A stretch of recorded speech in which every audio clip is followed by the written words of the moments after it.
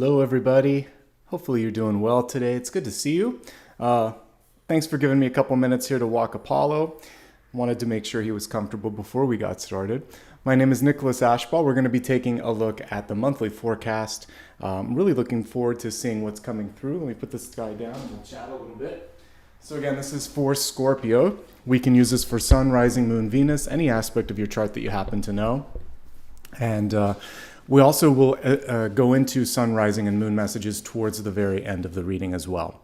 So the format for today is I always like to start off with channeled messages. And I actually got a lot this morning. There's been some intense sort of dream energy over the course of January. I've been feeling a lot. Hey, buddy.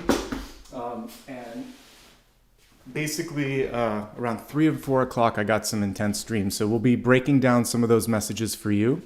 And then we'll get into the Celtic Cross and see what's coming through, especially in the areas of health, wealth, love, and destiny. If you happen to enjoy what you see here, just a quick reminder that it's all viewer supported. So doing something as simple as liking the video and subscribing if you've been a long-time viewer, it actually helps a lot more than you might realize. It costs nothing and I appreciate it. So thank you so much. You can also follow me across social media where I always remind you in case you missed something and any sort of updates on news and information. Just a quick reminder, I try to say this in every single video. I also stamp it across all my shorts. But basically, I don't use direct messages. I don't offer private readings. I don't have additional accounts. And if anybody reaches out to you, it's not me. So this is a good way to kind of stay safe. And I know most readers on YouTube have to do the same disclaimers. So I do my best to keep track of any accounts that are not authentic. But in case they're out there, just follow these sort of guidelines and you'll be fine. If you do want to give back, you can always do it here on YouTube through SuperStickers, SuperChat, and memberships. Thank you in advance to anybody who has done that or anybody who's been a long-time member. Couldn't do it without you guys, and I appreciate it. In fact, this week we have a new moon, I believe, coming up. So I usually do special events. We're also overdue in the new year for a Q&A, so as we get closer to a Q&A, I always throw that out to members to see what they want me to cover, what questions they might have. So more to come on that. Okay, let's get into the channeled messages for today. And yeah, it was kind of beautiful this morning. It was regarding light, but it's kind of, even though we're out of the season of Christmas and Hanukkah and all of that, it reminded me of something that I used to help my dad with when we would do Christmas lights. And this was, so we had a couple of old sets. This was back in the 90s, 80s, 90s. But there used to be sets that were strung in a series, basically a basic series, where if one light would burn out, the whole set would go out. So we'll talk a little bit about that in a second. But there were 3 basic sort of themes that I was seeing in the different dreams and the different visions that I had this morning. One is to basically trust your intuition. The other one is redundancies, and that's what the series and parallel circuits were kind of showing me. And then also dispelling illusions. What tools can you use if there are illusions, if there are things in front of you that aren't what they appear to be? So let's go through it. These are important things to be looking at. So the most important thing here is to trust yourself. So initially I was shown a strand of lights, and I noticed that it kind of flickered, went dim, and then was out. And there was someone that was saying, "Isn't it beautiful? Look at it shine." And I thought, I touched the bulbs, there was no heat. I looked at them, there was no light. They weren't plugged in. So this was a matter of someone saying something that wasn't true. And other people were nodding. And I was trusting my own heart, my own eyes, my own experience there. And I thought, no, this isn't true. So the hermit actually has a light within. He's not relying on external lights. This is why it's one of the most powerful cards in the major arcana. He goes within to discover intellect, experiences, basically his own sort of power. So if someone around you is trying to sort of through smoke and mirrors or, shiny things trying to get your attention, really rely on your intuition, what you know is true, and also the facts at the end of the day. If there is clearly not something that's happening and they say it's happening, then this is someone who's just trying to get you to agree to something that's not right. So really, like the hermit, hold your own light to the situation and trust in things that are grounded in truth. He's shining the light of truth there, not just the star, but it's intuition, truth, And if he has to stand alone, he stands alone in that light of the truth sometimes. So that was one thing that I saw. I kept looking, I'm like, it's what you're telling me is there isn't there. And I'm intuitive, so I would see it if it was. And so I trusted in both the physical and the metaphysical, which were reinforcing one another. They weren't in contrast. All that was conflicting with that was somebody else's account. So in the case of this, I think the important thing is to always lean into facts. Make sure that if someone else is trying to get their way or say something is true when it isn't, that you go back to the facts. That's going to be your best friend here. Okay. All right. Next piece here was reminding me of the old-fashioned series of lights. So it's kind of like a chain. If you think about it, I'll go one forward and then we'll go back to this. Actually, here it is. We'll talk about this. Let's see. I mixed up the slides, so it's here. Okay, good. Holiday bulbs, old-fashioned holiday bulbs. They were connected in a simple closed series. So if any of you did this in science class, basically you had a battery and then you would take a little cord that went from the minus side and the plus side and you put a lamp between it. That was a simple series. So the lamp needed to kind of go between the two sides of the battery and then it completed it and you saw the light. So the old-fashioned bulbs, once upon a time, they were kind of like that. All the bulbs in the series relied on one another. If one went out, the series broke. And that's what was reminding me of the lyrics here that you saw to the old Fleetwood Mac song, which was The Chain. And it basically is like, chain, keep us together. The song is interesting, by the way, because it relates to all of this. This was cobbled together from the pieces of all 5 band members. There aren't many songs where all of their names appear on it, but they did appear on The Chain. There was basically, the guitar piece was from an old Lindsey Buckingham and Stevie Nicks song. The lyrics were from Stevie Nicks. The bass was from a song that Christine McVie did with the band as well. And so all of them had, and I think she also put in some additional instrumentation. So and then the drumming, like every single member contributed to this. And it was sort of like pieces of failed projects that they pulled together and it made something stronger. But it was actually in the middle of them kind of breaking apart. And the lyrics are hopeful, but also kind of ironically sad. It's like, chain, keep us together, but they're kind of falling apart.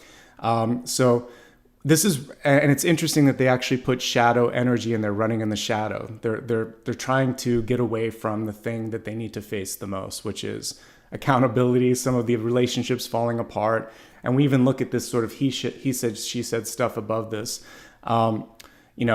If you don't love me now, you never love me again. I can still hear you saying you would never break the chain. So someone's kind of pointing at someone and saying, you said you weren't going to do this and you did it. But I still want us to try to stay together. So some of you might be dealing with someone who is lacking accountability. The main thing here is you have to face the shadow energy. So we'll talk more about that in a second.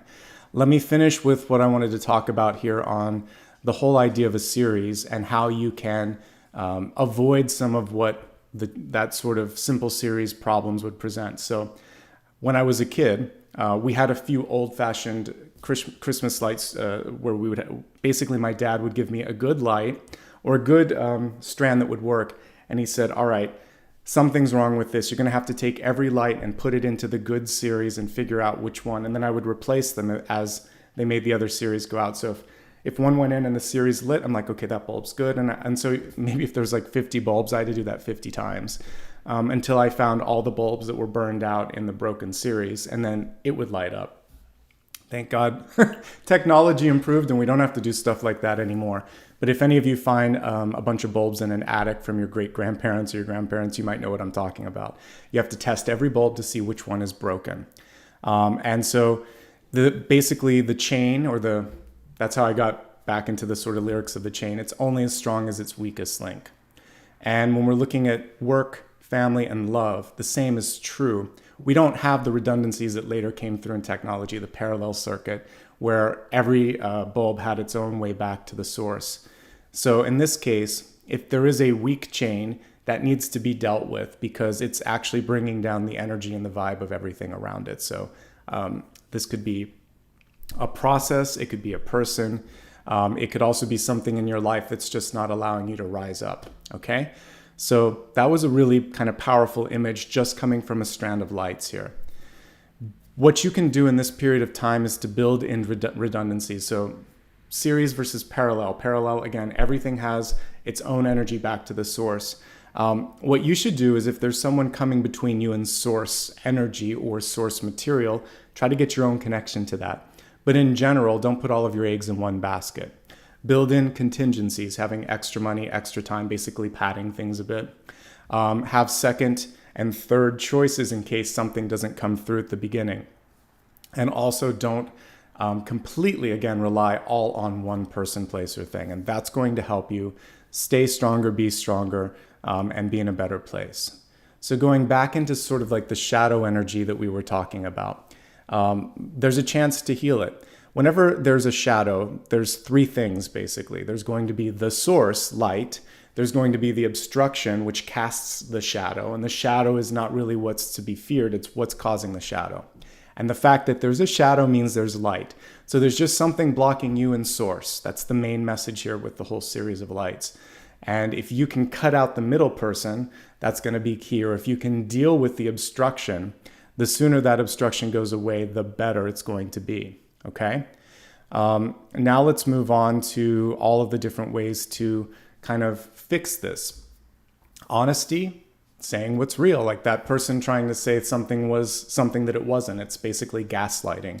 It makes you question your own reality. It's interesting. I mean, I'm a fan of science fiction and futurist stories, and one of my favorite stories as a kid was 1984. And, it seemed so dystopian and so out there. But in many ways, it's happened.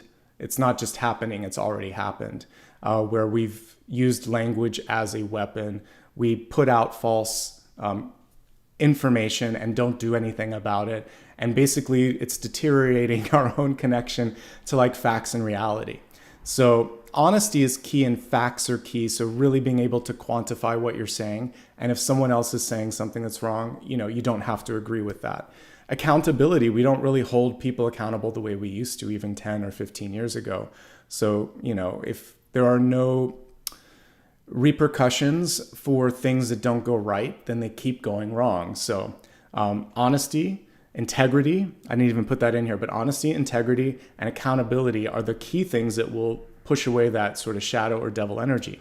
Clarity, anytime you are obtuse, you lack clarity, it kind of invites in the 7 of Swords and 5 of Swords, people that are going to basically try to come in and take what they can get. Transparency. It kind of goes with clarity. This is how we do it, and this is why it's happening, and there's no secrets to that. Follow the rules, everything will go well. And finally, use facts, not opinions. This one seems like common sense, but we've lost it lately, over the past maybe 5 to 10 years. Opinions seem to be fine, and it's not fine. It's actually just it can be destructive if you base your reality just on opinions. You have to do the research. Okay, so these are all valuable things, and I got all of that from A Strand of Lights and a Fleetwood Mac song. All right, so let's move on to the last piece here, which was to really be more decisive. So I was shown shapeshifters, and again with the shadows and all of this sort of movement, it makes sense. I chose the 7 of Cups here because I think in this moment, just like we looked at justice, doing the right thing, there's going to be options in front of you. Some of them could be like the Devil card, temptations. Some of them could be the Hermit, where you know what you need to do. So the universe is kind of looking at you and saying, where do you stand on what's going on? What do you want to do next? And what are you going to do also to to really sort of like inspire yourself, inspire others? This is decision time, and nobody can make the decisions except you. We're going to look at the cards today to see where the decisions are and what options are in front of you. Let me just fix the ordering of these slides so we can review it really quickly. But overall, I'm excited about the energy here, because whenever we have a chance to dispel or to remove something that could be blocking us, that's a good thing, because it's going to basically set you up to be stronger and more prepared. Okay, so let's do a quick mini review here, and then let's get into your, you have a chance to vote for which deck I'm going to use. All right, so Again, I was shown that something that was, and someone told me something wasn't, even though I saw it. So I saw lights that were out and they said that they were on. And I felt them and I saw them and they weren't even plugged in. And I was like, okay, this isn't it. So use truth, use facts, and trust yourself. You're only going to be as strong in this moment as the weakest part of your life, whether it's a person, place, activity, thing, or way of thinking. So that simple series needs to be fixed. There needs to be redundancies. This is basically what we're saying here, but instead of running in the shadow or running away from the shadow, we actually have to face the shadow. And so what's blocking you? What's between you and source? How can you get straight into source energy? There could be someone that just wants to delay you, distract you, or again, kind of gaslight you into thinking that you don't have a connection. Honesty, accountability, clarity, transparency, and facts. All of that dispels this guy, okay? I like this devil card because it is appealing. And typically the devil would come through as something attractive, not something hideous. And that's the only thing that's kind of a little bit off with traditional cards. Usually temptation is something you want to do, but no, you shouldn't do. Make a choice, figure out where you stand. And also, I didn't add this to it, but it was something that I thought it was long enough here, but intention is key. So state an intention, make a decision, and basically say where you stand. The universe is waiting for that so that it can show up, so that it can figure out how it can be of best sort of service to you. All right, I'm going to quickly show you the cards that we have here to take a look at for today's reading here. So oftentimes I give you a chance to vote, and I thought today would be a great day to do so.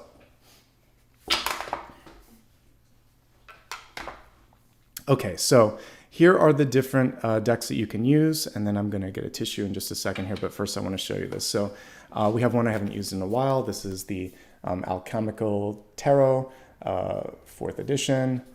It was kind of something that I had forgotten I had, but it was something that I've reconnected with as I'm putting everything back here in my office. I have a couple of decks that are black and white. This is one of them. So if you want me to read just with a black and white deck, we can do that. Then we have Afro Goddess here, which many of you are familiar with. Okay. And then the reimagining of the ethereal deck called Luna. Basically, the Luna Tarot has new cards, more diverse images, just better illustrations, and a different sort of finish. Instead of, I think, gold, it's silver. Okay, so let me get a tissue. I'll be right back. And then it looks like I might be reading with the alchemical one. So one moment.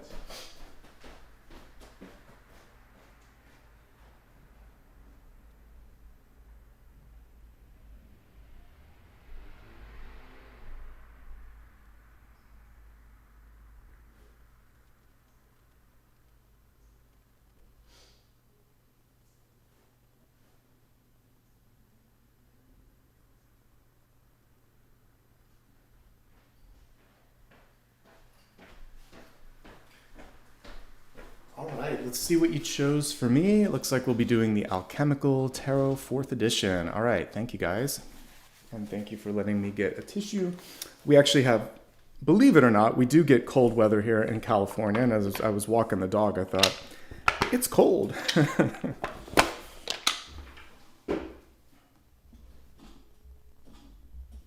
All right. So let's begin, everyone. We're going to be taking a look at the Celtic Cross for today. Again, this is for the sign of Scorpio. And as always, we can use this for Sun, Rising, Moon, and Venus. So good to have everybody here today. Hope your day is getting off to a good start.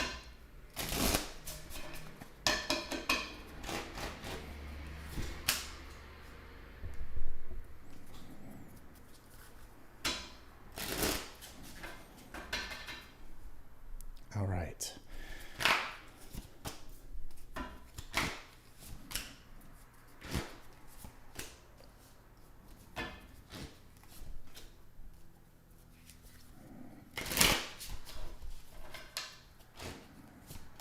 Yeah, especially those in California desert or mountains right now, it actually got to freezing.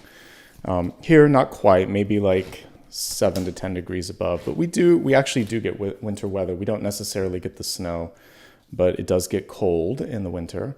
Not as bad as like Western or Midwestern states by any means, but it definitely is cold for California.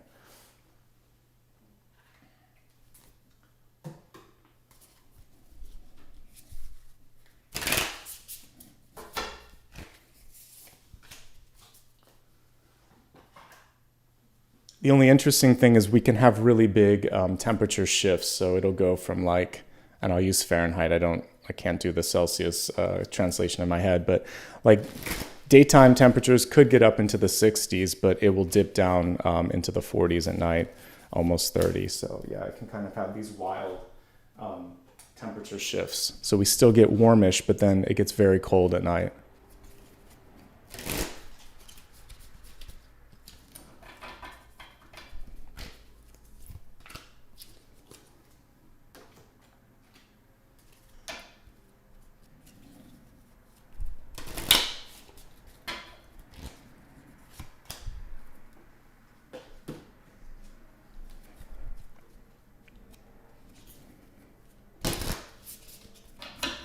Interesting that we have the Seven of Swords sneaking up there in the center, getting our attention. Let's take a moment just to kind of take a lay of the land here on the cards here. So what I like, one of the high points here is that we have the High Priestess in the environment. So there's a nice opportunity here. We see some great ideas coming through here. These two empower each other, which I love. There's some challenges here with inaction and then maybe some people around you doing things they shouldn't do, which we'll look at. But overall, the energy is very good. Lots of earth energy and pentacles, lots of ideation coming through, a chance to step out of an old pattern. I like what I see overall. And then interestingly enough, although it doesn't look like it, we have the Seven of Cups. So a couple of the cards that I was talking about came through, including actually, interestingly enough, for those of you that watch my one card pull, you got your card here as well. All right, let's begin first with your Catalyst card, which is going to connect all the energy and all the opportunities. Things are going to move quickly, and these two are actually synchronistic. They're very and they're very compatible, I would say. So the Knight of Swords is one of the fastest moving cards, timeline wise, and so of course a gazelle is known for its speed. So with the gazelle here, I also really love this illustration because you can see the horns. To me, whenever I'm looking at animal totems, old paintings, if you look at kind of like Druid or pagan illustrations as well, the horns are basically kind of like your antenna connecting you to source. And I was mentioning today, there could be someone that's coming in that's trying to distract you from your source connection. So the main thing that you can focus on in this moment is, how can I be more connected to source? What can I... because you are receiving, and we see that even in the environment, things are incoming. So really focus on the messages and download and record all of those. This morning, that's why I couldn't go back to sleep. That's why we started a little bit later. I've been waking up lately with dreams, and they're so vivid that it's almost like I'm there, and then I'm very awake. And so sometimes it's more difficult for me to get back to sleep than it used to be, because that's intensifying, which is kind of cool. But not for sleep, but I love intuition and intuitive development. But anyway, I just felt very present and very awake, and I thought I have to write all of this down, and then I'll figure it out in the morning. I didn't want to start working at 3 a.m., so I kind of gave it an hour, got back to sleep, but then I woke up a little later. But record it. If you don't record it, you'll forget it. Those of you that are musicians and writers know what I'm talking about. The muse comes to you. You have to do something when the muse comes, because our ability to remember and also kind of like completely put it all back together the way it came through, it's not that great if you go back to sleep or if you get distracted. So voice memo, type, write, I don't care. Somehow take it from source to head to paper or to a recorded medium. This is also saying, the minute you start momentum with things, and I kind of put a little bit of that in the daily card pull, but the minute you start movement, then the speed and momentum sort of follow you. So you have to initiate, but this could be a good month for catching up. A gazelle is a great indicator of speed. And again, it's nicely connected with this. This is in your deep past, the Knight of Swords. I like that the knight is slaying a dragon here. So if there's been something eluding you or getting in the way, or if you've been, maybe this is you even slaying your own sort of shadow side where it's saying, you know, I haven't been accountable, I haven't been taking action. That's actually what the two cards at the center say. You're going to overcome that. So before jumping ahead, let's look at those two center cards. This is a card of rest. So the Four of Swords typically comes through when there is no action. It could be for you a call to action because the card wasn't reversed. So have you been sleeping in? Have you been sort of like just waiting and kind of procrastinating on something? Because this is a very sleepy card. Some of you have just finally decided to take a break, and I totally, I'll get behind that for you. However, if there's something that you said you were going to do, or if there's something that needs to be done, this card is coming through to keep you accountable. So this is the Seven of Swords. Typically where there's a 7, there's also a 5. We'll see if it comes through on some of the other expanded forecast portions. But the Seven of Swords is someone saying they're going to do something and they don't. Someone pretending to be one way with you, but then when you walk away, doing kind of talking behind your back, or just someone trying to get away with stuff that they shouldn't. So if that energy is in your periphery, it's definitely that gaslighting energy. The Hermit shined a light and said, you know, I'd rather be alone for the right reasons than together for the wrong reasons. And I forget, that was in a movie recently, but it's a good energy. It's sort of saying I can trust myself, and I don't need to take my integrity, my honesty, my reputation and put it out there just to make you happy. So if something like that is going on, you may be asked to lean on your hermit tendencies to just fend for yourself. It's also about holding the person accountable and saying, I think for some of you, this is someone who just didn't do anything. So this is sleeping on the job, and this is trying to get away with it, or hoping that you'll forget that they said that they were going to do something. And again, that whole piece of the chain was about accountability, the lyrics, right, that I was talking about, where she's basically saying you were never going to break the chain, but it was broken anyway. So anyway, it's basically about holding someone to accountability and then being willing to walk away if you have to. Because one of the things with the Seven of Swords is also about just this ability to say, I'm going to cut my losses. So you can look at this fox in one of two ways. He could either be the one sneaking around, or he's the one wise enough to just move on, take what he can and move on. And so however that kind of feels best for you, it's really about facing the shadow, clearing it out, moving forward, okay? And once you do that, you're good. The rest of the cards are actually quite favorable, and I like that. So the Knight of Swords is taking action. It's also facing anything that you've been sort of delaying and initiating that sort of action on that as well. I mentioned in the one card pull that the tools of the Knight of Swords would be diplomacy and communication. It would also be using what's been written down. It doesn't have to just be the letter of the law. It can be a contract or an agreement, just saying you signed on the dotted line. So, you know, either pay up or let me find someone that's ready for this. Ultimately, this clearing and this movement is going to bring you in a better position because we have the Queen of Pentacles here, Lady of Coins, coming through, and she's basically going to bring things into a better position for you. Let me just double check in this deck. I always like to make sure. I think they have princesses in this one as well. It's been a minute. No, they have queens. Okay, so this is a page. I wanted to check. All right, so with the Page of Pentacles, incoming good news for many of you. And also you have the opportunity to either invest or ask for something that you need. Pages are a lot more malleable. So you're not stuck. Let's put it this way. Sometimes when you're at the Queen or the King phase, it's sort of like signed, sealed, and delivered. A page, you get to shop around a little bit, and that's actually the message that's coming through. Shop around until you find the right fit. This could be a place that you're going to live, a job that you want to work at, a school that you want to apply to, a relationship that you want to be in if you're not already partnered. So this is basically saying, look at the environment around you and really make sure that it's compatible with you, okay? And we look at her sort of gazing at those flowers and thinking, is this a match? Is this a fit?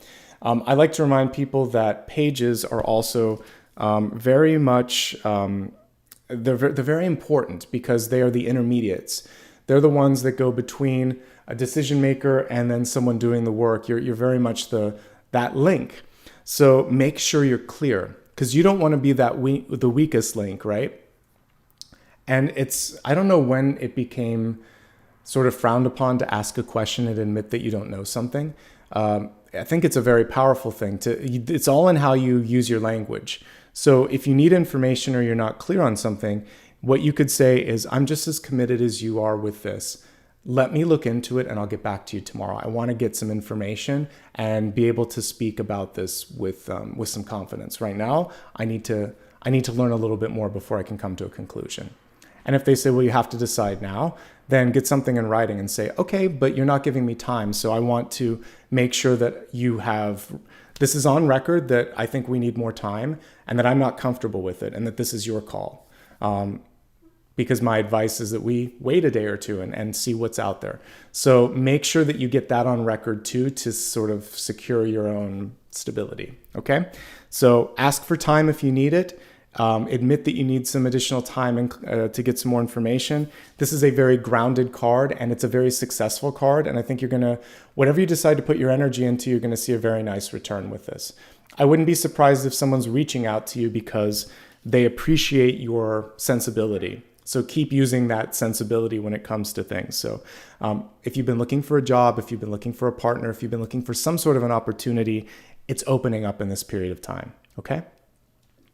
Your crowning card is wonderful and it's nicely connected to this. So we have 2 of Wands here and it's connected to the High Priestess.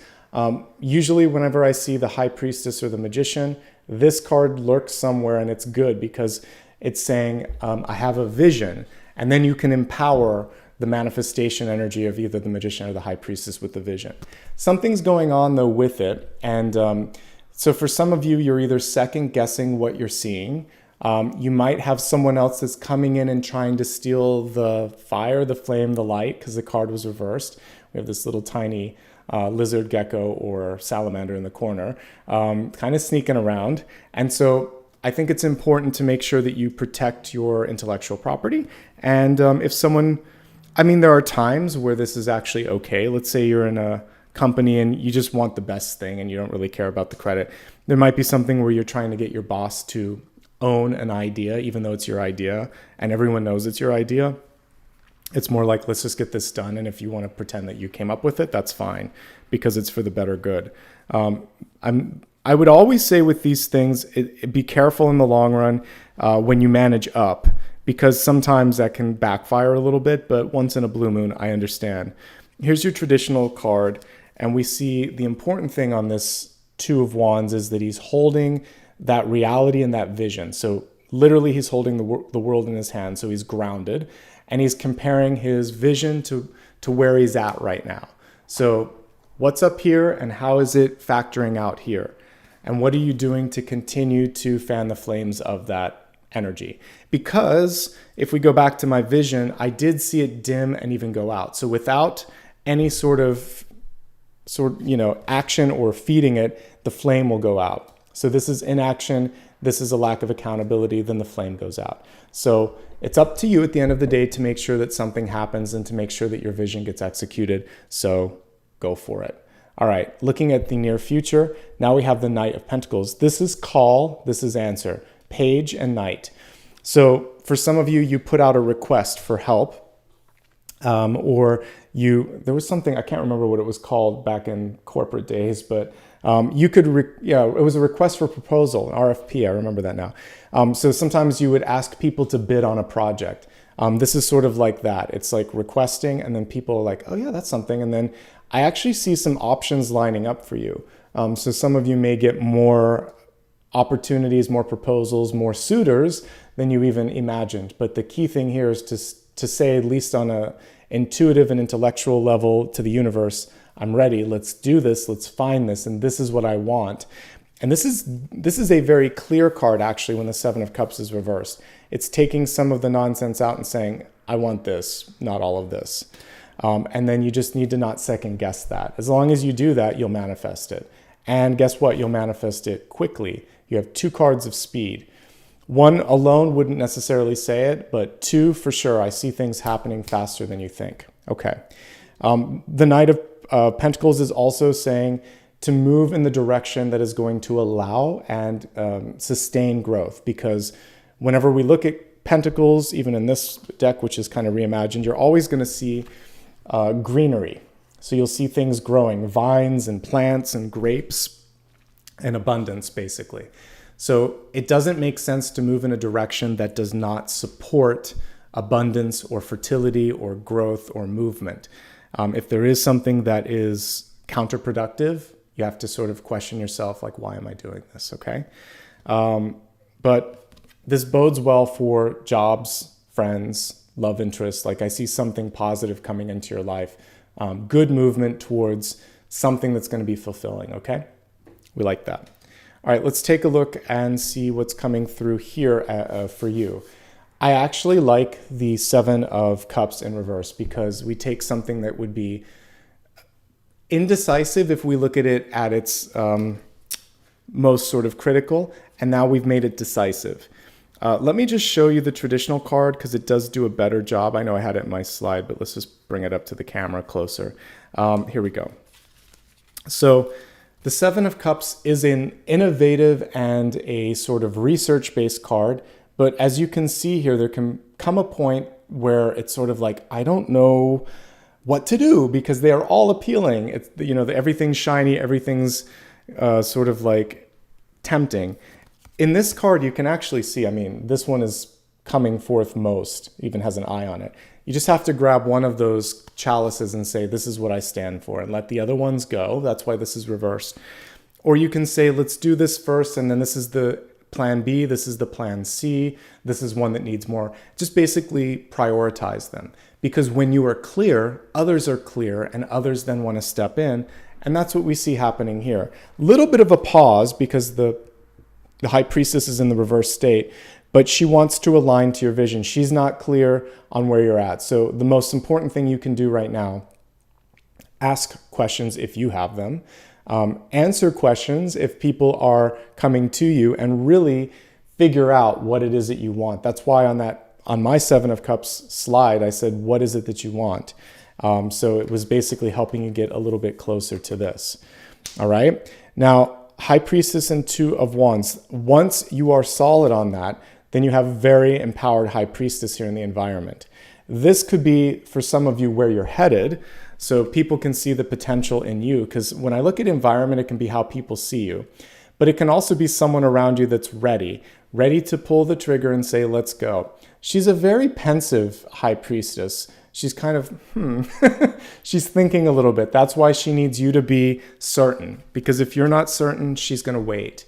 So I see an opportunity knocking, but it's also making sure that you're ready. If you're not ready, then it's going to take longer. High Priestess energy is something that can manifest both the best and the most challenging situations. So what you want to think of in this moment is, you know, taking the fears and putting why not in front of it, or how. So instead of thinking, can I, make it, how can I do this? Rather than wondering if it will happen, when will this happen? Put an empowering, questioning word in front to get you out of the fear. So can I, how can I do it, when can I do it? And then instead of can, when will I do it? So make it more active, and then just take the when, and then once you have the answer, I will do it on this date. I can do it by doing this. I will do it by doing this. Keep rebuilding your statements, and you can work from the doubt to the question to the statement to the very, definitive, affirmative, declarative. And that's kind of what I would say will help you manifest. It's okay to have the question, but don't stick there too long, because the High Priestess then will start to just wonder, like, I guess you're not ready yet. Okay. And that can be your daily challenge and opportunity. People don't like the word homework. So I would say it's your exercise. It's your practice each day when you have the doubt in your mind. It's something that I'm even going to do today, because there's a couple things that I want to manifest. So I'm going to figure out how, when, and etc. Kind of like put it into a plan and get something started. At least initiate an email, a phone call, a question, okay? That's how everything starts moving, is just by you moving. Where do you stand on this? So the Judgment card is really interesting. This is in hopes, fears, and opportunities. So the shape shifting, we could actually kind of connect that to like a snake even that has to shed its skin. If you stay in the same state, you can't grow. So Judgment is about going from one state to another, from going to the physical to the metaphysical. Reinvention, it's the rising up of the ashes, like the phoenix rising from the ashes. So you always, on the traditional cards, you'll see an angel, ostensibly Gabriel, signaling with the horn, and then all the souls rising up from the dead. But if we break this down into like, well, what does that mean for me, Nicholas? Judgment, if we take it like the word at face value, what do you believe? Also, how are you reacting to other people's decisions? The cool thing about Judgment sometimes is you don't have to make a decision. You've already made it. That's sort of like option one. You've made the decision and the universe is waiting for you to lean into that, to take action, to surrender. Or someone made a decision around you that you don't agree with, but there's nothing you can really do about their choice, only your reaction to their choice. And so it's really a question of, when are you ready to take the action you need to move your life forward? And how are you going to react to someone else's decision? And how are you going to let that or not let that impact your life? So if there's something that happened outside of your control, control what you can control, your emotions and your actions. If you've internally made a decision, what's holding you back from getting to the next step? And once you answer that question, then we get into another night. Lots of movement this month, folks. The Knight of Wands. You got 3 knights. Let's just review them in their placement. So the message from the past is really about not falling asleep at the wheel. So this is an idea or an intention that hasn't yet been taken action upon, because this is an actionable card, but you combine the Knight of Swords with the 4 of Swords and it's sleepy time, or the 7 of Swords and it's like, yeah, I think I'll do it, or maybe I'll do it, but you haven't really done anything. So once that's done, then we start to see resources and opportunities rolling in. And once that happens, then we actually see more people being drawn to that. And guess what we have here? He's holding another wand, 3 of Wands. It's manifestation. So the High Priestess, she comes through here in the end. So lots of action do you notice that they're actually on not a horizontal, but a diagonal. So this is deep past, near future, and outcome. Pretty good diagonal, all nights, all moving you forward. So take action, embrace the opportunity in front of you, and keep coming up with what's next. Actually, one of your wishes, dreams, or intentions comes through, and you have to then know what to do next. So a lot of times we're too focused on one goal. I need to graduate. I need to get married. I need to have a kid. I need to pay off this bill. I need to buy a house. Then what? What's the next step? Life doesn't stop after you check off one of these things. It continues. It also continues after we lose things. So let's say you failed a test, you didn't get into your first choice, you lost someone that you loved, or you lost something that you cared about. Life marches on, and life then wants to know, how are you going to react and continue to move? How does this shape you? You just take it a day at a time, a step at a time, don't you? But you have 3 knights here that are going to help you out. You have an army of opportunity that's empowering you this month. So if you are going through loss or difficulty, my condolences, but I also have some good news here, which is I see movement towards a better tomorrow. And again, I am someone that understands that I lost someone last year, and you just have to kind of like take it a day, take it a step, take it a moment at a time, and then things start to shift. Before you know it, you feel different. Your perspective changes. That's kind of how loss works, and it's not realistic to expect it to just change overnight. Okay, everybody has a different timeline on that. But what I do see is some exciting things for you. We're going to refocus this as we expand the forecast. We're going to look at health, wealth, love, and destiny. We'll go a lot deeper into each one of those and re-look at all of the cards in front of us as we do that. As I step into these different categories, just a quick reminder, I'm not a substitute for a therapist, for a doctor, or for a financial advisor. I'm simply here today to show you energetic opportunities and to empower your free will. With that disclaimer out of the way, let's see what the message is with respect to health. We have the Hawk Spirit reversed. Let Spirit be your guide. Very nicely aligned to the Hermit energy that I talked about earlier, where someone's trying to tell you something is when you know that it is not. It's basically this nonsense. And you're just looking at that fox saying, I can see what you're doing. I can see the lay of the land. The hawk is going to be looking down at that little fox trying to get away with stuff. And it's basically saying, no, I see you. And I see the solution and I see the truth. Don't tell me what's not true when I've lived through it or I've seen it or I've researched it. So trust in facts, experiences, and knowledge, not opinions, and not someone just trying to say something and get into your headspace. Always lean into the facts and always lean into what you've been through and what you know to be true. Okay? I didn't mention it. I wanted to see what the cards were going to show here, but the fact that in the sort of intuition and dream, people were seeing different things, it does call into question eyesight. So definitely take a look at because hawks have really great vision. Some of us, as we get older, need glasses to help us see. So it might be time to up your prescription, check out your eye health in general. Optometrists and dentists are really important doctors to go to because they can actually sense things going on in the rest of our body. So when you get your eyes checked, things like diabetes and glaucoma and strokes and other things can come through that you wouldn't be able to see unless you went to the doctor. So definitely go for nothing necessarily is wrong. It's like just check your perspective and then maybe check your spectacles and your eyes themselves as well. All right, looking at the other cards here and seeing what's going on. So this card could kind of cut a couple of different ways here. The first one is just how are you sleeping?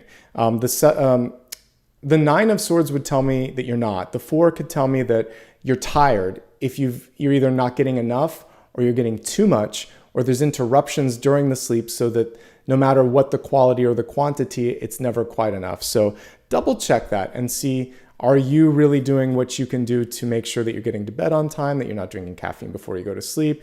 Like, there are things that you can do that will help it. And then there might be things that are out of your control. In that case, you're going to work with a doctor. So be accountable to your own health and your own rest. And then if you need help, get the rest that you need and the help that you need to get that rest. Okay, so that's the first thing that I'm noticing here. It also feels like several of you, your mind is going in a lot of directions here. So like we saw, this is the card with the person that's looking at all of these things. So you could just be thinking about someone a lot. You could be thinking or obsessing about things a lot. And so this is really about finding a good way to kind of have an outlet. So it could be creative, it could be therapeutic, lots of different ways. You decide how you want to channel that, but there's a lot going on in the head. And same thing here. Creatively, this could just be about like taking a dance class, taking an art class, working out a little bit more, or doing something like writing or whatever. Something where you can put that into a physical form. Because that, I think I've already lost that card, but that's also what the Two of Wands is about, because he's holding the globe there. He's basically downloading something. So as I said earlier, if you don't download it or if you don't channel it, it kind of it swirls around in your head. Close call for some of you with death. It could be, like a wake-up call. The doctor says, change your eating habits or else, or you lost someone in your life due to a habit or something and you're inspired to do different. It's in hopes, fears, and opportunities, so it's very malleable. This, to me, comes through as a wake-up call. And other than that, I like what I see here. So it's a pretty manageable spread when it comes to health overall. The main thing here is you see something. What are you going to do about it? And also, don't ignore or don't let someone tell you that you haven't seen or experienced something that you've experienced or seen. Okay? All right. Spiritual energy coming through in a really large way as well with the High Priestess. Also, it was talked about in this card here too. So some of you may just feel that it's an important time to meditate, to practice your spiritual connection to the divine.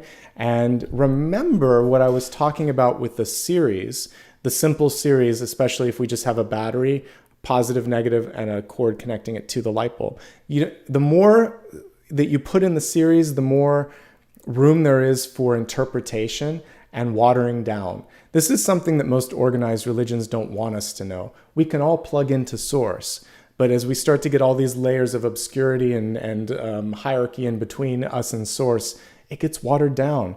So you can just go outside in your garden and breathe and be connected to God in the universe. My grandfather used to say that. He was a very sort of, in his own way, my maternal grandfather, pretty spiritual. He's like, I don't want to, his wife, my grandmother, she was very religious and wanted to go to organized religion. He's like, you know what, when you come out of where you practice, people are honking their horns in the parking lot. He said, they're hypocritical. I just want to spend some time here with nature, with my plants, and that's how I'm practicing. And I respected both of their connections. And I thought that was a unique take on it. By being able to connect with all of these plants and with the birds and with nature, and just to be quiet and be still in his head, it's the same prayer energy that she was getting there, maybe elevated, who knows. So you can get your own connection to source, and this is where sometimes a mentor or a teacher may be falling out of that sort of series, and you can now go a little bit closer to source. Just another way to look at it. All right, looking at wealth. Okay, so this is a very interesting card because to me, it shows sort of like this cyclical energy. It's almost like what do you call that? Cyclone, yeah. And some of you could be sort of stuck in this maelstrom, cyclone, swirling energy. And that's what I see here, is that you're stuck. So if you are stuck in a work, school, or some sort of extracurricular environment, and you're like, I don't really want to be here anymore, but I don't know how to get out. That's the big opportunity this month, is to try to figure out either how to resolve the conflict in the situation so you feel like you're moving, but you're not moving in a circle, you're moving in a trajectory upward, or it's time to go in a different direction. Let's really kind of like take a look at this. So the first thing that I see for those of you that might be in a traditional job, don't worry, I'll look at retired, I'll look at students, I'll look at all of that. But if you're in a traditional 9-to-5 job, someone said they were going to do something and they've sat on it. Sure, you're in line to be promoted. What happens? Nothing. Or yeah, we'll take that under consideration. It gets buried in paperwork. So they say it, but they know they're not going to do something on it, and they don't do something on it. So this is basically just shining a light on this nonsense and knowing that that's the swirling energy here. Your connection, you either need to go one up, because the series thing was a brilliant sort of thing from Spirit. There's someone that's failing here in the whole thing. So if you have a bad manager or their boss is not ideal, the whole line of communication to source breaks down. Some of you are realizing I can do this on my own, or some of you might want to join a smaller company or create your own, because this could be 2 or 3 of you breaking off and doing your own thing. So I'm seeing that some of you are in a place where they're just not going to come through on promises. And you have to see that and decide, why am I staying? And that's a choice. I'm not going to ever tell you what to do, but I'm going to illustrate the broken piece, okay?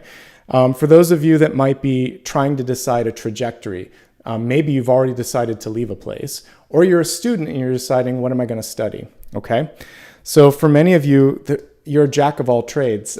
You've got a lot of things that you can focus on, because we see someone here good at communication, good with money, good with ideas.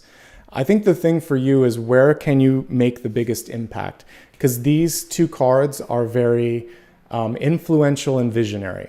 So I would say for those of you that are looking for the next step, it should be one where your vision is embraced and appreciated, okay? So students and those rebounding from a bad job, that's what's kind of coming through on that, is this time don't second guess yourself. This time allow yourself to be in a place where they're not kind of like telling you, just do your job. We don't need your ideas. Just do your job. Just do what you're told. That's not a fun place to be. That's not a fun way to experience your life. Maybe when you're a student, you can put up with that for 1 class, for 1 semester. But if you're in a place where you're constantly told to be quiet, it actually makes you want to do the reverse. I talked about when I was a kid, there was a school system that didn't support me, but one of the things they wanted me to do was just to shut up, basically, and almost said it in those terms. And it very much makes you want to do the reverse. I didn't care. I'm like, you stop caring about me, I stop caring about you then. You're not even at all invested in what's going on in my life or why I might be having challenges. You've just told me to be quiet and do what I'm told.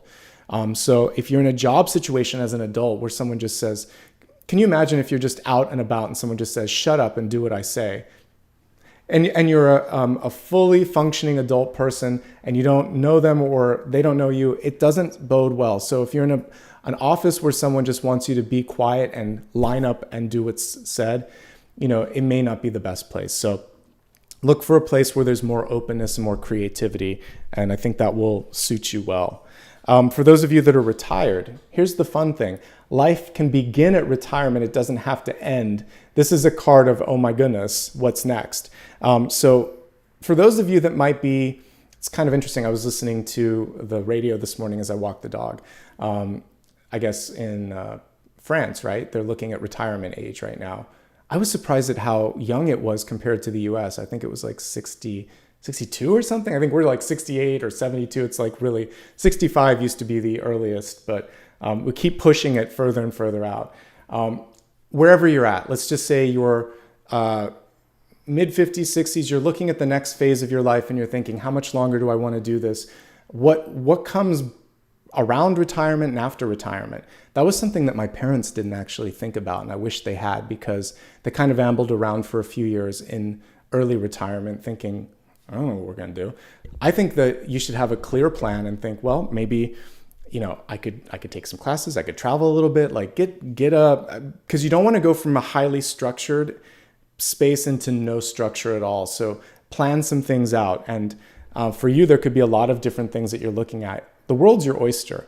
One thing that I've learned in self-employment, which was, to me, I retired from corporate, and I just decided I'm going to do my own thing.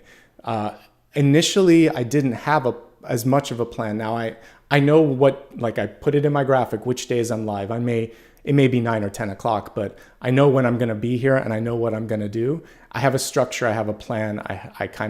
I know what it's going to look like. So I think it would be good to create a plan that works for you and one that gives you just enough creativity without kind of like falling into this energy of, oh, I'll just rest or I'll do that tomorrow. So the main thing that I'm picking up on across all levels of engagement, whether student, working, retired, or any combination thereof, is that you're going to have a plan and you're going to stick to it. You're going to do some stuff. What inspires you? What lights your flame of inspiration? What makes you feel like you can expand your horizons? And what are you going to do about it this month? That's all you need to focus on. But basically, to get out of this is largely the energy of 2022. So we're into 2023 now, and you could take this cyclone and go in a different direction. Interesting fact, like there's an event horizon on a black hole. Sometimes things escape the velocity of a black hole because there's other things swirling around and it just gets tossed out and it's like you're saved. Sometimes while the black hole is consuming things, some of the energy pushes out in a gamma ray. So not everything gets pulled into something like that. So if you've been surrounded by an energy where it's just been all, encompassing and encumbering and it's kind of been pulling you in, just think of this as your chance to get out of the event horizon and go into a better path and get away from that energy, okay? And that's what I'm picking up on with respect to like work and investment of time, energy, and money. All right, focusing now on love. Well, you can do pretty much what you want here. We have the Architect.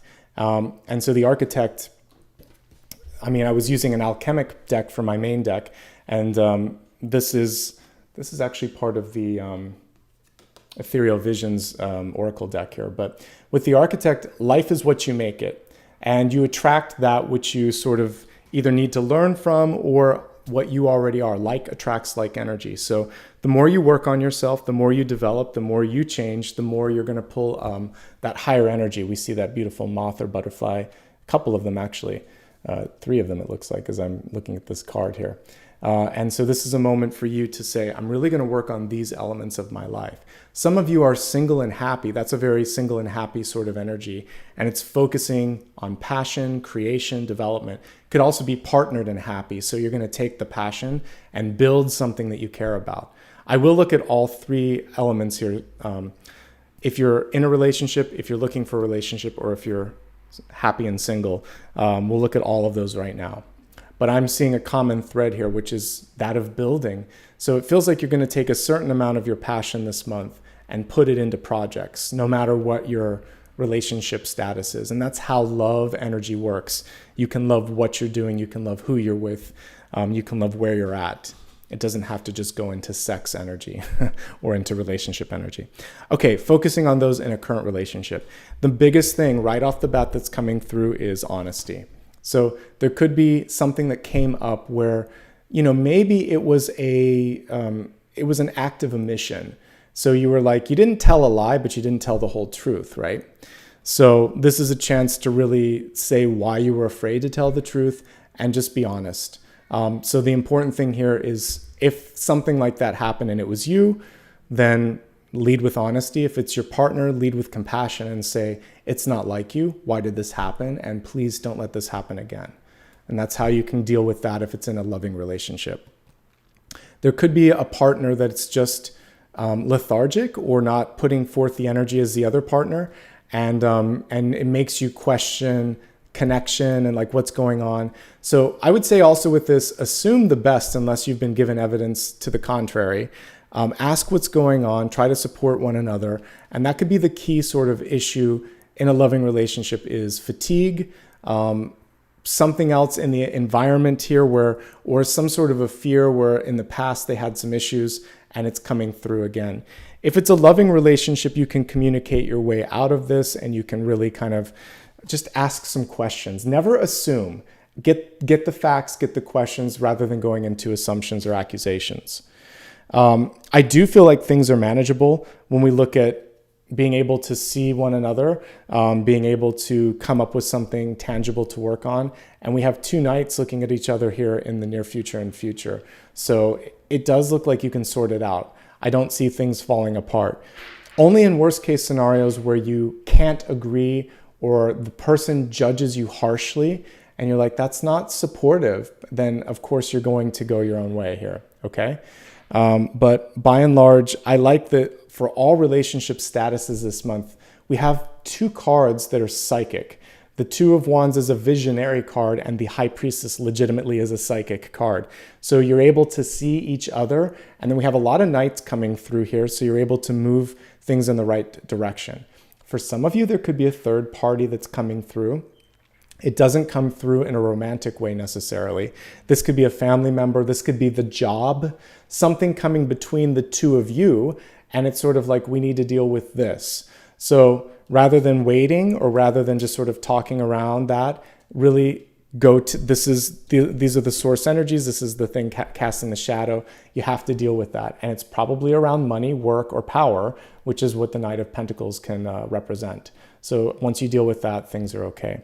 You know what's missing from the spread? We have the 7 of Cups, which can be obsessive thoughts. We're thinking about someone. But I want to see like Ace of Cups, 3 of Cups, 2 of Cups, lovers. Ace of Wands, I'm not seeing like attraction as much, and I'm not seeing that sort of playful energy. So what are you doing to be there with each other?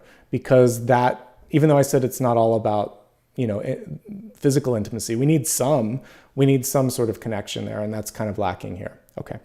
That's it for partnerships that are currently existing. If you're looking for love, here's the good thing. Things could start to manifest quickly. One last thing actually for existing partnerships, you might just be going in 100 different directions, so slow down. For the rest of you now, for those of you looking for love, well, it could manifest quickly. Gazelle, 2 of Wands, High Priestess, speed. Also the ability for things to pick up. So if you're least expecting it or if you're kind of falling asleep at the wheel, you might miss someone that's coming into your life. I see 3 suitors here.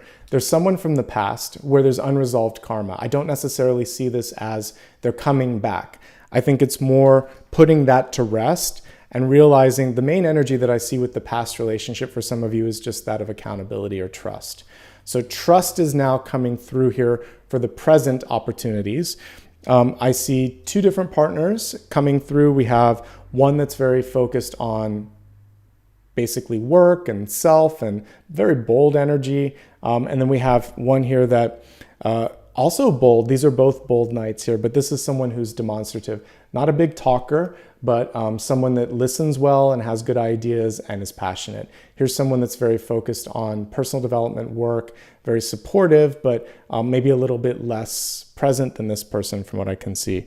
Past life connection with the Knight of Wands. The main thing that all of these are saying, are you ready? Because if you're not ready, these aren't going to come through.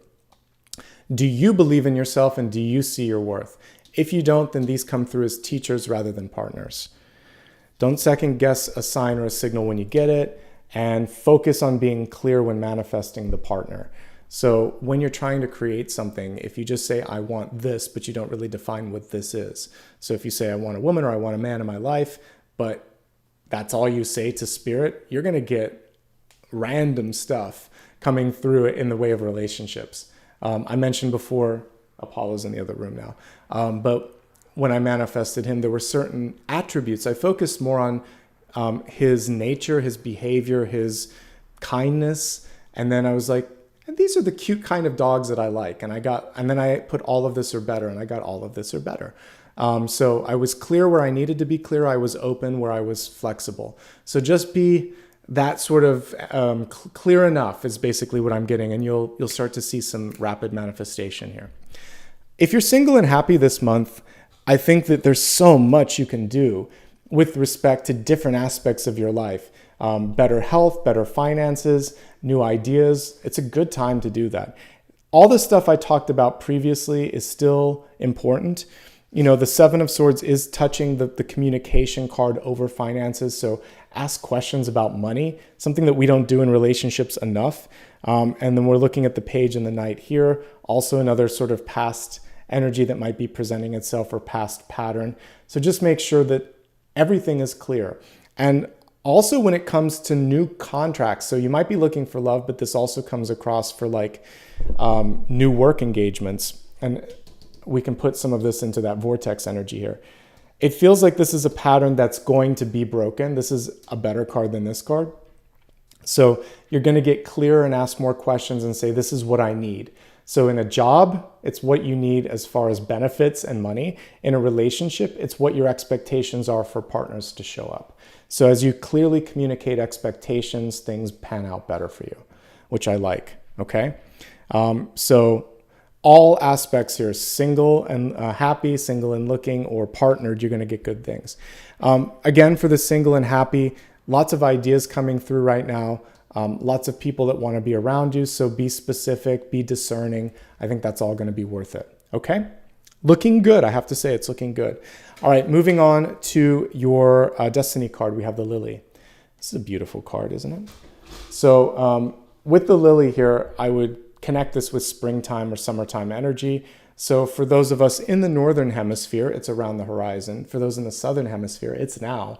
But we could say ostensibly the next 3 months, you're going to start to see movement in an area that you want to see movement, whether it's love or money or health or spiritual development, whatever you're focusing on, give it that germination period, give it that time to grow. And it's about 3 months here. The Lily is good things. It's also divine feminine energy whenever we're looking at a lily. So what are you doing to nurture? What are you doing to support? How are you taking care of yourself in this process? Because it's all of these things together. And this is connected here with two basic chakras here. We see green for the heart and really red for the root chakra here. So it's about security. How safe do you feel as you enter into something new? And again, how connected are you? Are you feeling it or are you not feeling it? Okay. All right. Let's expand this now. And we're going to go a little bit deeper here and take a look at the big idea. And the big idea is just what it sounds like. We're going to see one thing that can kind of help you stay in the right direction. What's this all about, basically, is what the big idea is asking.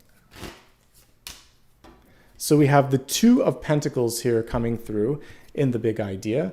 And this is a chance for you to decide. Basically, you have to make a choice what inspires you more and not to kind of pull yourself too thin in any one direction. So as often is the case, I'm going to show you the traditional card and we can look at the difference between the two. But the Two of Pentacles can be read as a resource card, but I typically look at it as a work-life balance or any sort of balance where you're torn in two directions.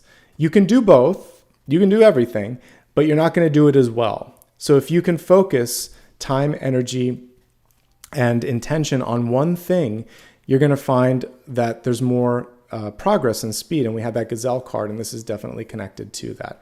Here we go. Here's the balancing act and the sort of rubber band energy that is pulling at these two pentacles. And you see the person isn't firmly placing their feet on the ground. It's with temperance, the temperance angel is putting one foot in the water, 1 foot on ground. But this person's just sort of like, I'm trying to do everything and I'm losing my footing, okay? And we even see the waves in the background here. So when you decide to choose one of these two, then it's not all consuming. This is the interesting thing. It's almost like an Ouroboros, but you actually see like a lion and I don't know, like an eagle or something here. But when we look at this, sometimes we consume our own flame or our own fire unintentionally. You've got more than enough to give. Just focus on one thing at a time. As you take that single ace out of the two, you're going to be able to create momentum. So delegate, say no, decide, and just move forward with that. There isn't room for vacillation. There isn't room for indecision. This is a month where your decisive nature is going to be paramount to your success and to your happiness and to your stability. Okay, let's go ahead now and take a look at blessings and blocks and see what the cards have to say for that.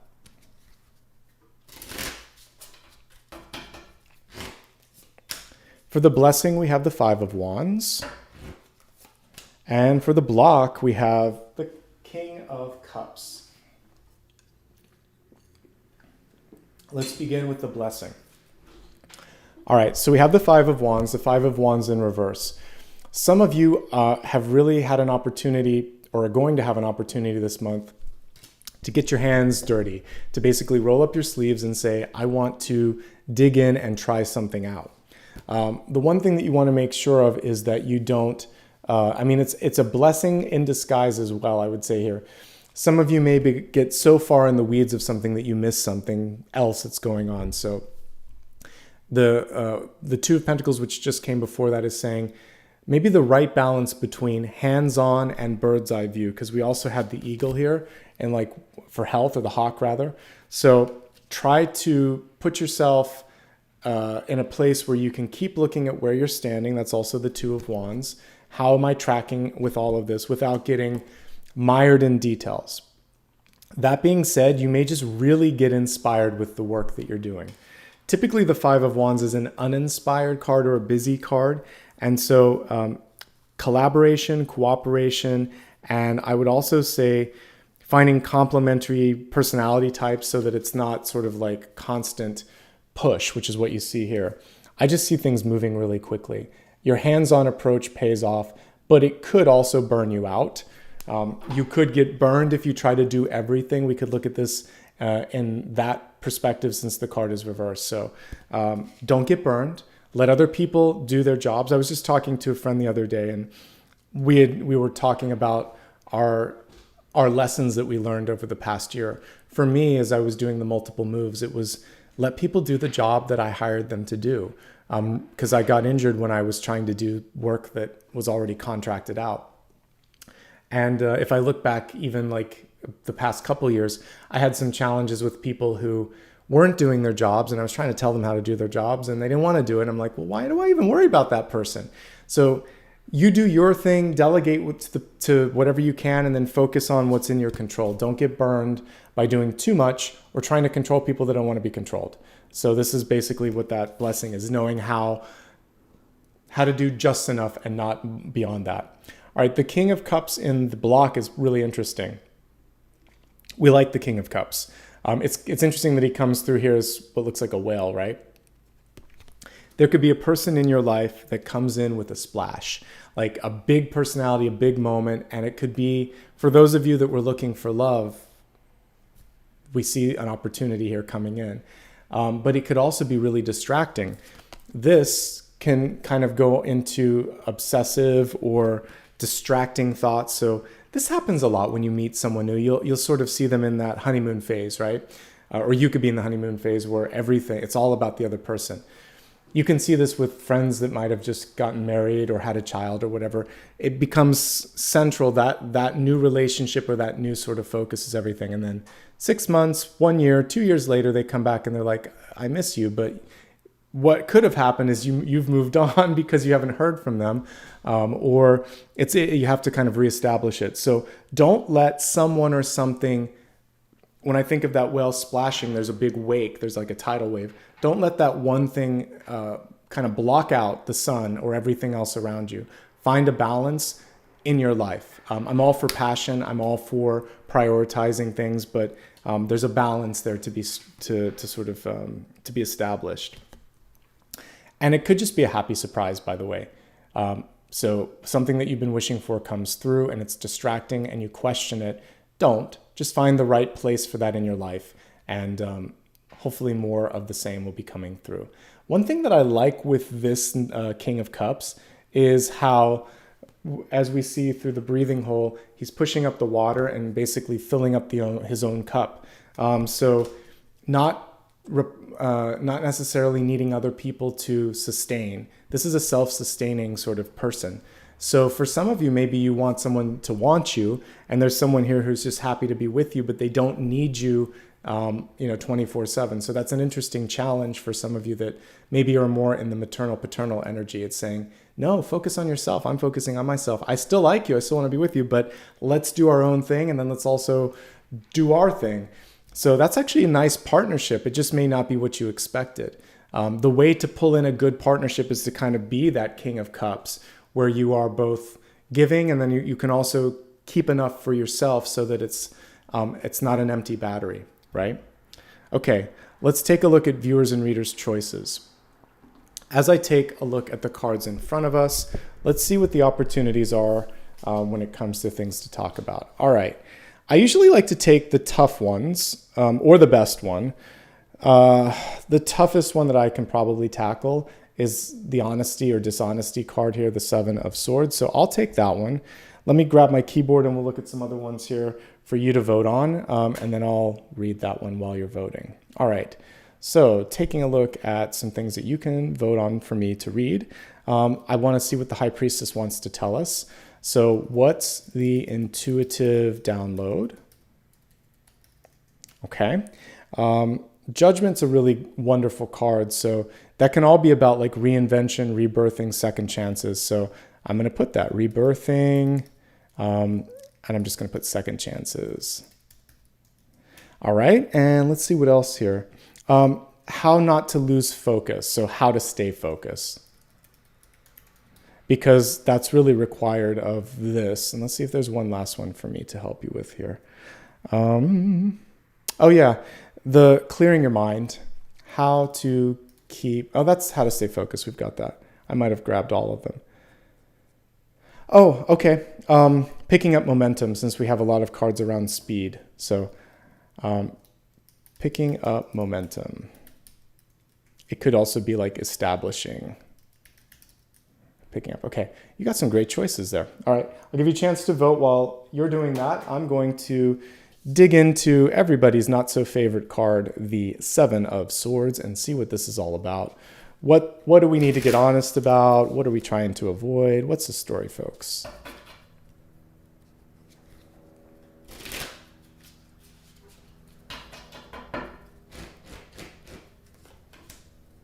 Okay, so let's talk. We've got the Four of Pentacles, a foundational card, in the reverse state. And this actually shows it as a very foundational card. What I like about this versus the traditional is in the traditional card, there's someone holding a single coin across their heart space, and then the other ones are all around them. And it's sort of like every single part of their body has to be sitting on, touching, or securing something. Whereas this particular illustration shows that what you've got is just the beginning. We're going to hold up both so you can see the difference.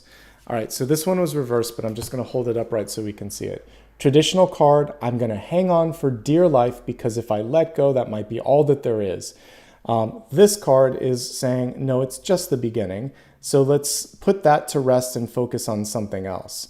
And let's create a foundation upon this. So what is this about?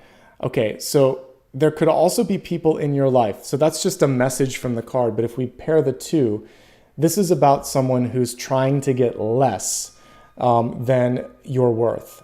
Because when I look at worth, we don't want to get the Four of Pentacles. It's not a good card for finances. It's not a good card for growth.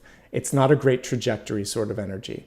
It's a good starting point, but it's lowballing. This is, for those of you that might be starting out, this is what I would expect, like internship. You're giving away something so that you can get something, but it's a loss leader, if you will, in business. So a lot of times companies and businesses and people will give away so that they can gain business, gain experience, but it's not sustainable. You can do it for a short time. An internship will last 1 or 2 months, a semester at most. You still get credit for it usually. You got to get something out of it. You get a resume padding opportunity, credit. And when I was studying overseas, because I was in an internship program and I was overseas and it was expensive, I actually negotiated a stipend so that I was in London. I said, can I get a tube pass? Because it's really expensive for me to negotiate this on top of not getting paid and being a student. And I only get like 2 meals a day. So this will help me pay for at least my lunch or something. So I negotiated a small stipend, which paid for some food and a tube pass. So at least break even. Four of Pentacles is not breaking even. So the Seven of Swords moment is someone trying to get away with less than they should. You can negotiate for more. They're going to be more than happy to give you a little bit more if it's reasonable. I just gave a good example. If you've been loss leading for a while, if you've been giving away way too much, just say no. This has to stop. It's not sustainable.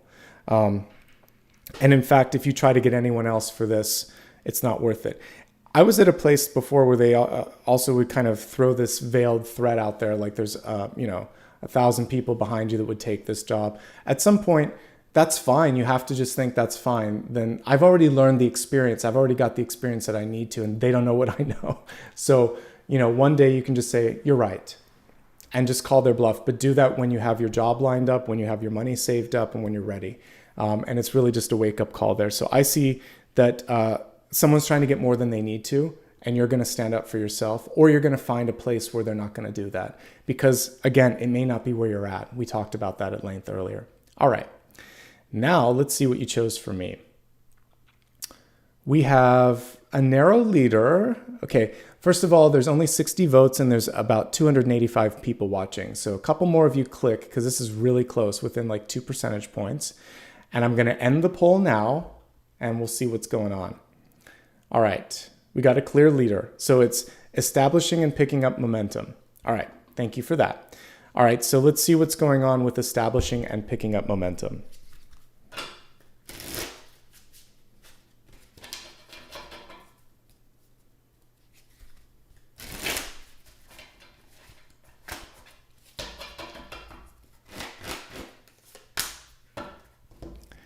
All right, so I said where there's a 7, there's a 5.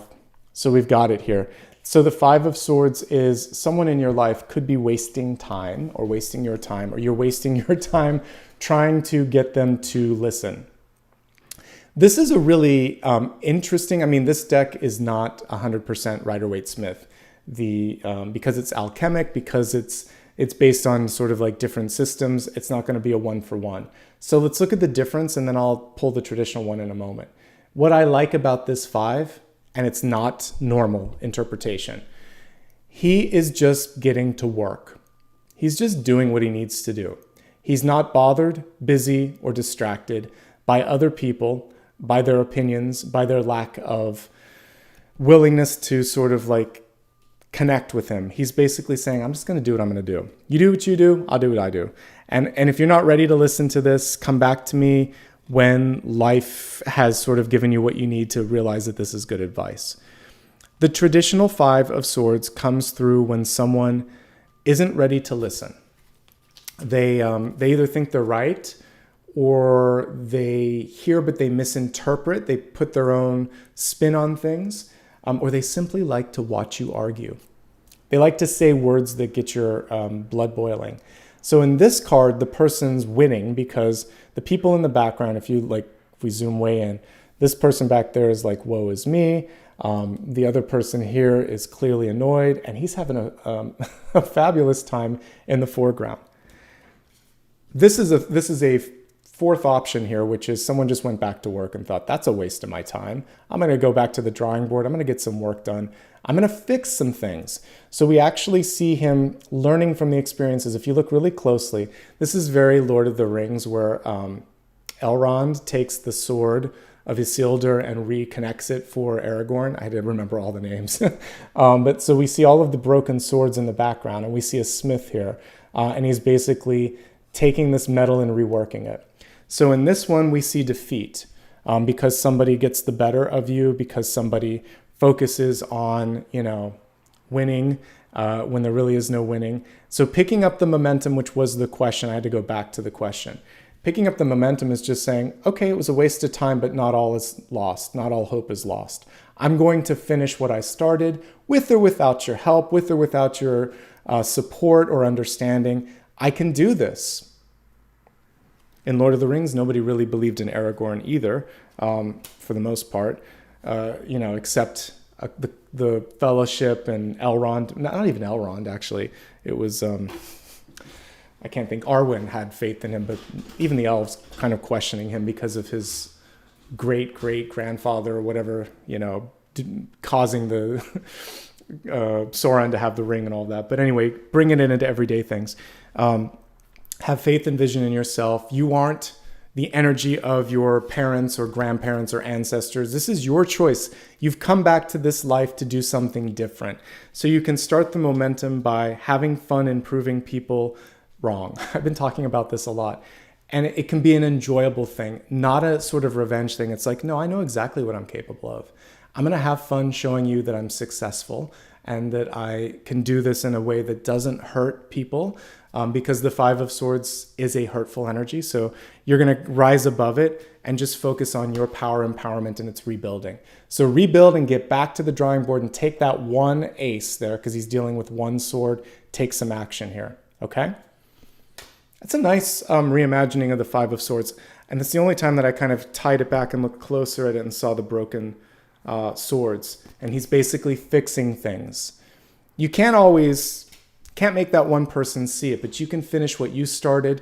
And that's really what this is about. Picking up the pieces of the Five of Swords. This is after the Five of Swords happens, really. So somebody caused a fracture in a relationship or in your path or in some sort of trajectory. And you're like, yeah, but I always had the power to do this on my own. I don't need you. I can move forward. Six of Swords follows this, and that's movement, moving on.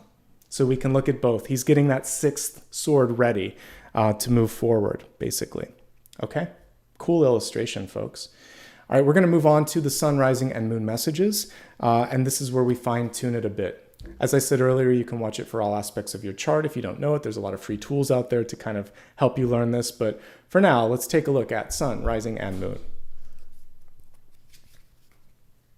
Yeah, I was a geek with Lord of the Rings as a kid. I read The Hobbit first, and then I read all three of the main books. I even read the Silmarillion, so I guess 4 or 5. Yeah, I read a lot of Tolkien stuff. He was a cool writer. All right, again, sun, rising, and moon. Let's focus.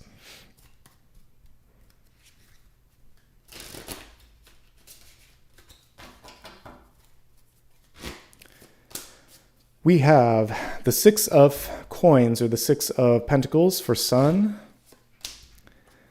We have the Ace of Pentacles for rising. We have the Empress for moon. Beautiful, empowered cards, like them all. All right. Let's focus on sun sign messages. All right, so for Scorpio sun, we have balance coming back into your life. So we had the Two of Pentacles as the big idea, right? This was the sort of imbalance card, and it's answered by basically being able to say no or to say when. Let me just pull this closer to the camera for a second. So with this, there's always going to be people around you that want more, that need more than you could even imagine, and you're basically coming through and you're saying, well, this is where I can make a difference. This is how much I'm going to give to this opportunity. Let me show you the traditional card as we look at this too, because I think it'll tell the story a little bit better. It's one of 3 Yeah, is it three? Well, it's one of two balance cards that has scales on it, but three balance cards in general. But the Six of Coins and then also Justice hold the scales. The Two of Pentacles is the third balance card, but it doesn't hold the scales. All right, so let's look really quickly at this and see what it means. You can't make everybody happy. That's the first message. You can't give everything to everyone and still have a battery left at the end of the day. So it's also about understanding that by saying no, it's not that you're denying someone. It's that you're saying, all right, I have this amount to give today. I can give this much to this person, and I need to save this much so that I can sustain. And that's the big lesson here. It's balance and boundaries. If we had to choose two words that start with B, having boundaries, finding balance, standing firm in that unapologetically, and knowing that there's it's not just you, there's other people out there that can give to everyone around them. So give what you can, save what you need, focus on where you can make the biggest splash. And that's what this is about this month. If you can do that, then all the positive energies will come through. Interesting that we have childlike energy on this particular Six of Pentacles. This means that sibling energy could be entering in. So close family could be saying, I need this or I want this. A parent or a child, because it can cut both ways. A best friend.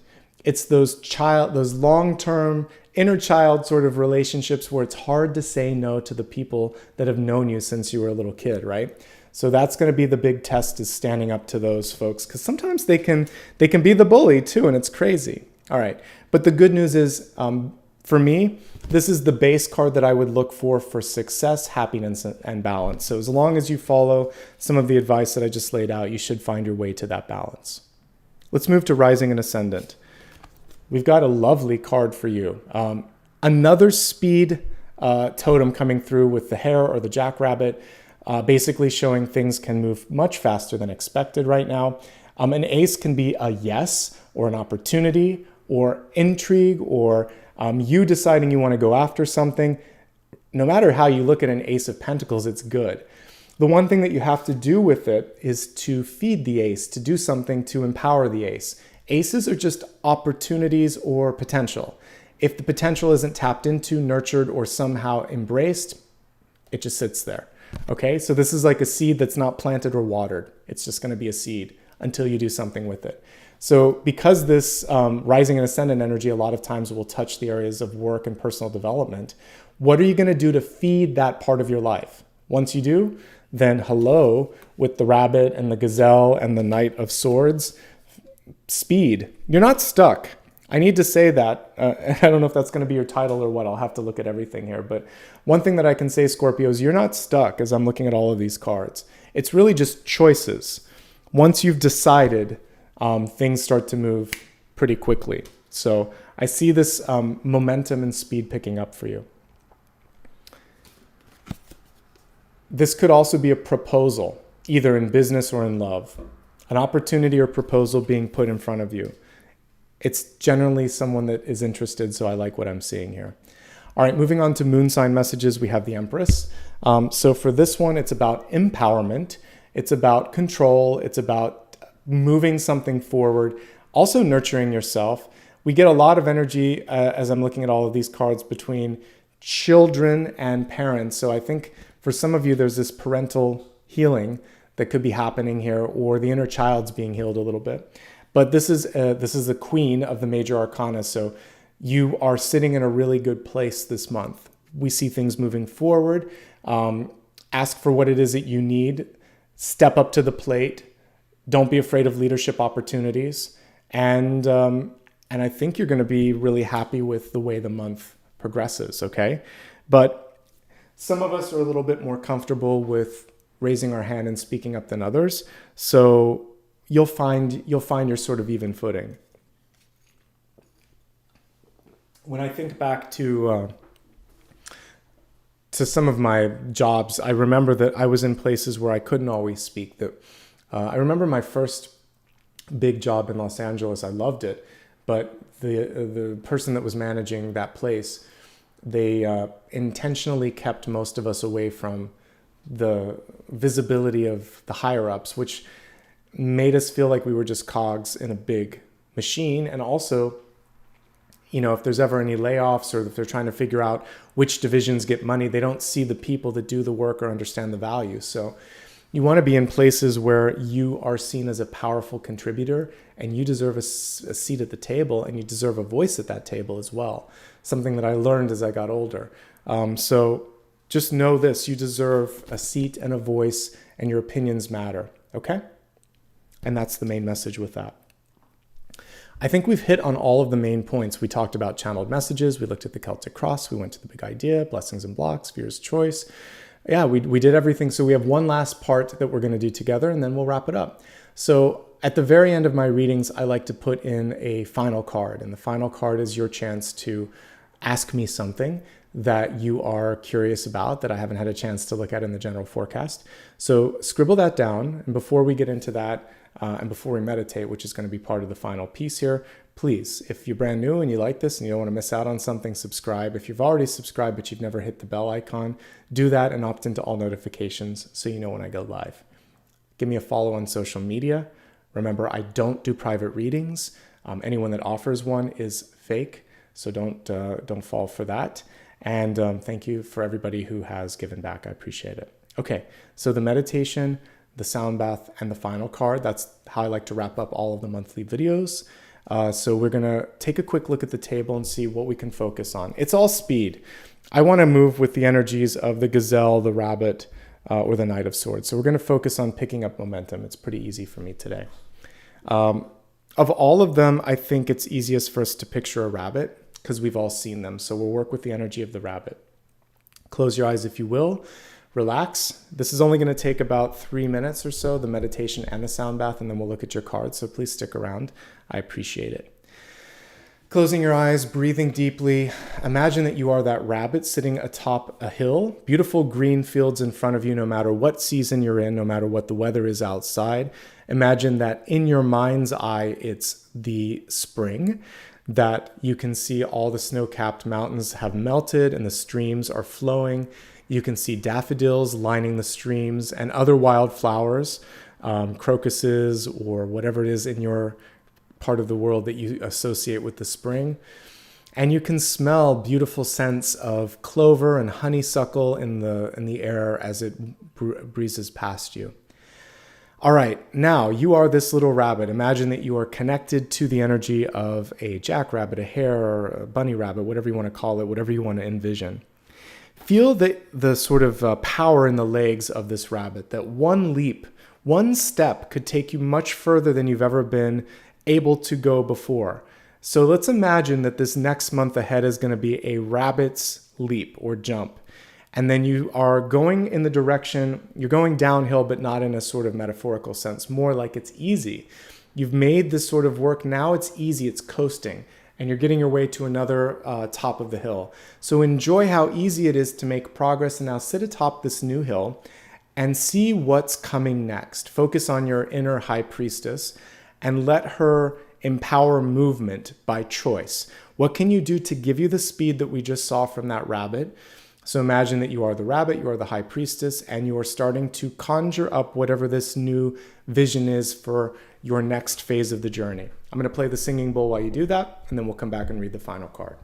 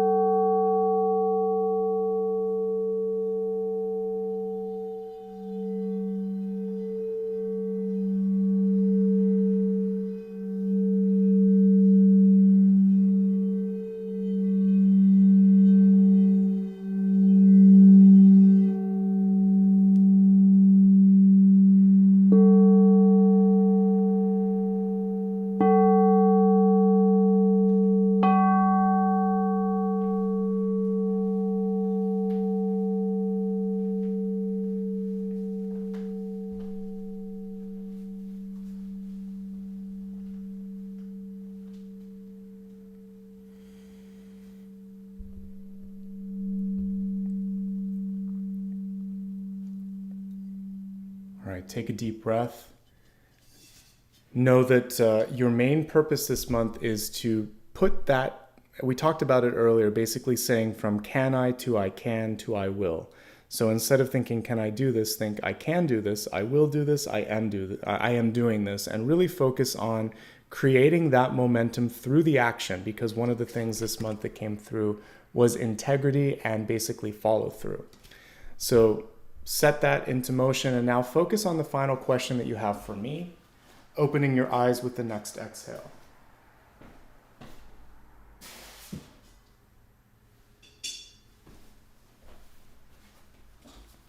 All right, eyes open and question out there. Let's take a look and see what the cards have to say.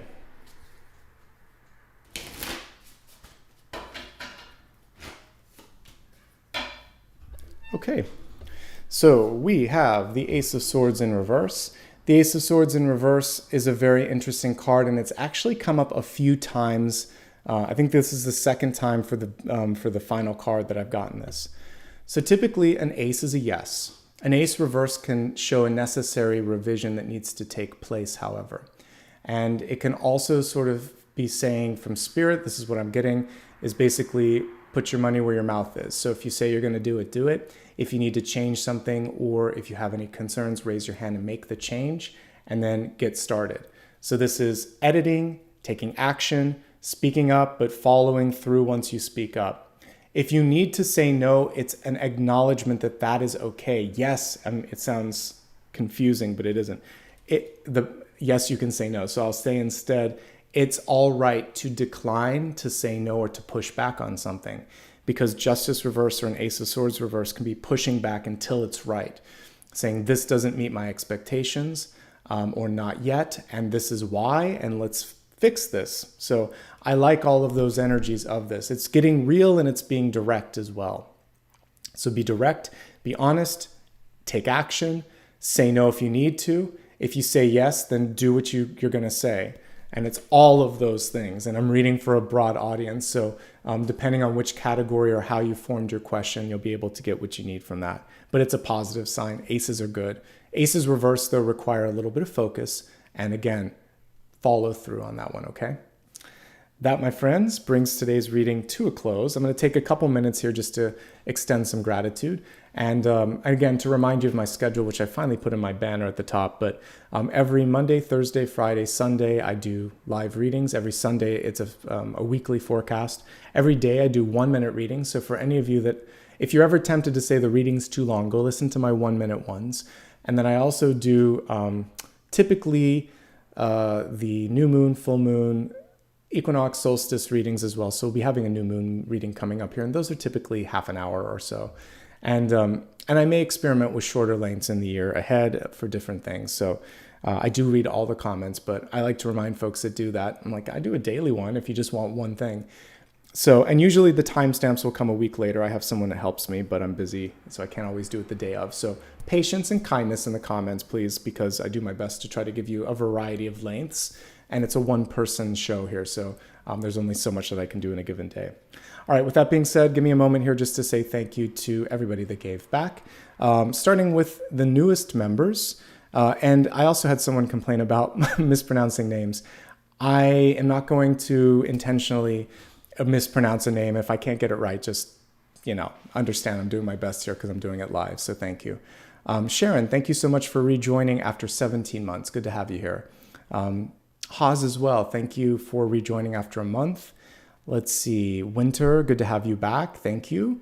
Christina and Melissa, and let's see, Inspire Me For You, Saint Jane 888, and I think that's everybody from the last day or two. So thank you so much to all of you. For Super Stickers and Super Chat contributors, give me just a moment. We only have 2. It'll be fast. Alma, thank you for kicking things off today. And Renee, thank you as well. And that's everything for today, folks. I hope you enjoyed. Always good to have you here. Thanks to all the members as well. I see that we have a lot of folks with the green text that showed up today. All right, have a great afternoon. I'll see you again tomorrow. Until then, be kind to yourself and do something to kind of basically bring the needle in the right direction here. We saw speed coming through for you as soon as you're clear on something, as soon as you take action. So I feel like it's going to be a very receptive energy for Scorpio this month. So I'm excited to see how it pans out. Good luck, and I'll see you soon. Bye-bye.